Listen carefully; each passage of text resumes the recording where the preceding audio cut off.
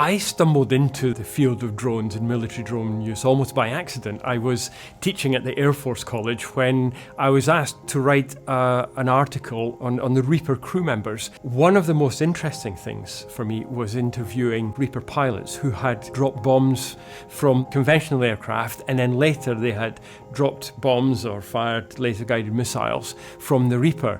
What fascinated me was the brain prompted a physical response that was exactly the same, both in a manned aircraft overhead or operating a Reaper from thousands of miles away.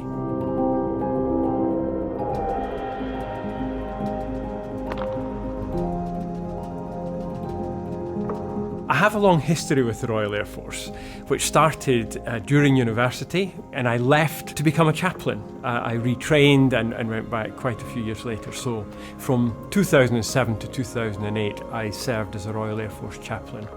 During that wartime period, I was a hospital chaplain for the casualties of the Iraq War, and it had a life-changing effect on me because they were asking me questions like, should we be at war? Should Prime Minister Tony Blair have sent us to war? I realised I was woefully ill-equipped to answer the questions, to address them even for myself, and that prompted me to undertake a doctorate actually in ethics and war. That became the bedrock of my subsequent academic career.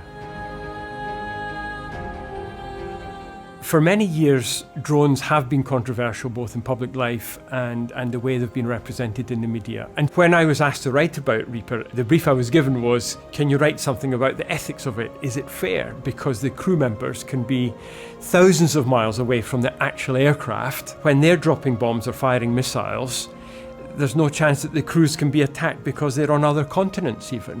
Why, when people are so far away, are they affected?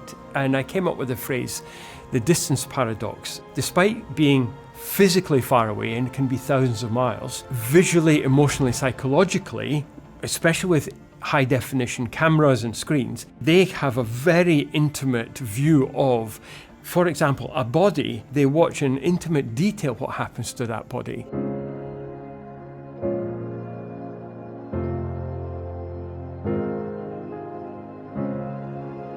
Moral injury is a form of psychological harm that was first identified in United States soldiers and Marines after the Vietnam War. Psychologists couldn't work out exactly why some of these veterans were displaying symptoms and behaviour that did not fit with their clinical assessment of, say, post-traumatic stress disorder. Moral injury is concerned with how an individual's core moral values, core moral self can be harmed or violated by things that they see and do. It's the difference between is it legal and is it right. To give an example, a crew had been given legal authorization to kill a Taliban bomb emplacer who was laying a roadside bomb dozens of miles from home. It was freezing weather and he had a young son with him. And the crew refused to take the shot on that occasion because if they killed the father as night was falling, it's likely the son would have died of exposure. Whilst they were legally authorized to kill the Taliban fighter, they took the decision not to fire on ethical grounds that it would have this unintended consequence of potentially killing the son. So by having good ethics training, it helps with decision making, and I think it at least partially helps to protect against moral injury.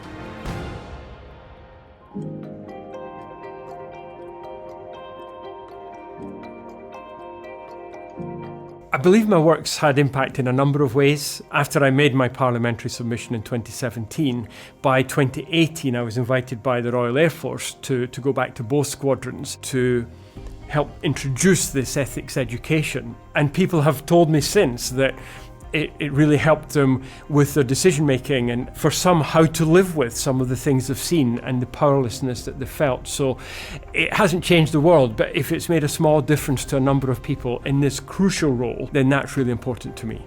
Perhaps the thing that gives me the most professional satisfaction is looking at research that started initially just to tell the story about Reaper personnel, then noticing this moral injury and other psychological effects and the need for ethics training and education, and then seeing it extend to the police and then seeing new opportunities.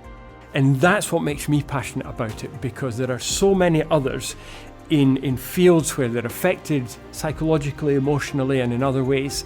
And if I can help others to come through that and work more effectively and live more effectively, then that will be a life and career well spent.